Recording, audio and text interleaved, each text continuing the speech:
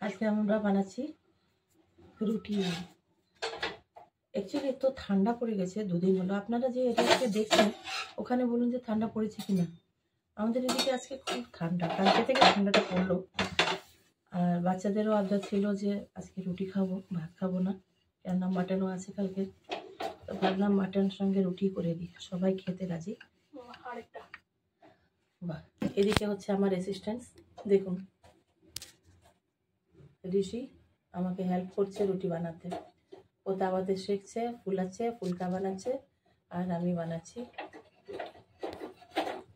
ভালো লাগে শীতের দিনে দুপুরবেলা রুটি টুটি খেতে।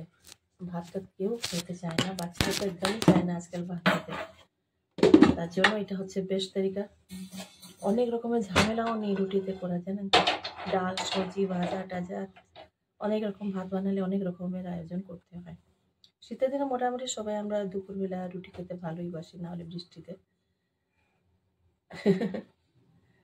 তো কিন্তু আরেকটা কথা, হ্যাঁ, ঋষি কিন্তু খুব সুন্দর ভালো ভালো গোল গোল একদম রুটি বানায়। আজকে আমি তাকে বানাতে দেইনি, কেন ও যদি বানায় সব দিকে আটা ছড়িয়ে ফেলে, যার জন্য আমি তাকে বানাতে দেইনি। ওকে শুধু আজকে শিখতে দিয়েছি তাওয়াতে। তাই আমি একটা ভিডিও আছে ছোটবেলার, আমি শেয়ার করবো অবশ্যই। করোনার সময় যখন লকডাউন হয়ে গেছিল তখন নতুন রুটি বানানো শিখলো।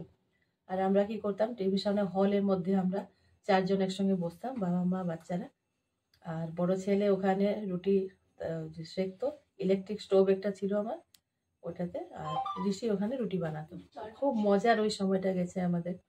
এরকম তো একসঙ্গে হওয়া যায় না, যেহেতু ওর বাইরেই থাকে চাকরি করাটার জন্য। তো আমরা একসঙ্গে খুব ভালো টাইম স্পেন্ড করেছি করোনার সময়, যেখানে বাচ্চারাও রান্না শিখেছে। এটা আমার খুব বড় কাজে লেগেছে। এখন নিজেরা ম্যাগি বানিয়ে নিচ্ছে, অনেক রকমের রান্না করে দেয়। এইরকমই চলছে। তো আজকে হলো ওটা সেকেন্ড ডে, কালকের জন্য নিশ্চয়ই কিছু ভালোই আনবো। আমি ডেলি ভাবছি একটা পোস্ট করবো কোনো ভিডিও, আর আপনারা দেখবেন, আপনাদেরকেও ভালো লাগবে। একটা ভালো জিনিস হচ্ছে কি বলুন তো, রান্নাঘরেই থাকলেই গিয়ে সবাই একসঙ্গে হওয়া যায়। রান্না করছি সাপোজ, তো 2 হাতে আমাদের কোনো কাজ, মানে মোবাইল নেই। সবচেয়ে বড় জিনিস হচ্ছে মোবাইল নেই। আর খাওয়ার জন্য সবাই ইন্টারেস্টও আছে সবার একটু একটু, যে খাবার বানাবো। তো সবাই মোটামুটি ঢুকলে এখানে আমার কাজের সময় কথা টথা বলে ভালোই টাইম স্পেন্ড হয়। নাহলে বেডরুমে ঢুকলাম বা নিজের রুমে ঢুকলেই সবার হাতে হাতে, ইভেন আমিও ল্যাপটপ নিয়ে না হলে মোবাইল নিয়ে বসে যাই।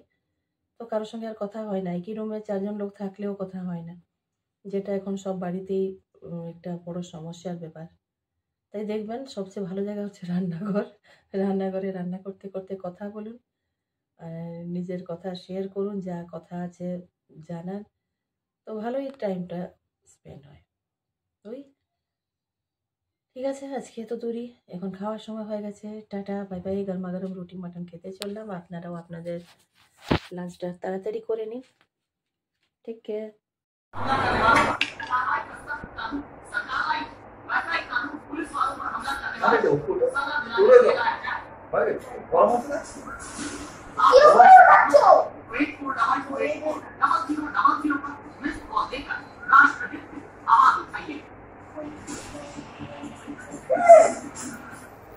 देश के स्वास्थ्य मंत्री ने कुछ देर पहले बड़ी खबर दी, तो वो ये कि कोरोना से लड़ाई में भारत अब 1 लाख पीपी किट बना रहा है। ये बताता है कि भरोसा रखिए, कोरोना जरूर आएगा। आज स्वास्थ्य मंत्रालय ने भी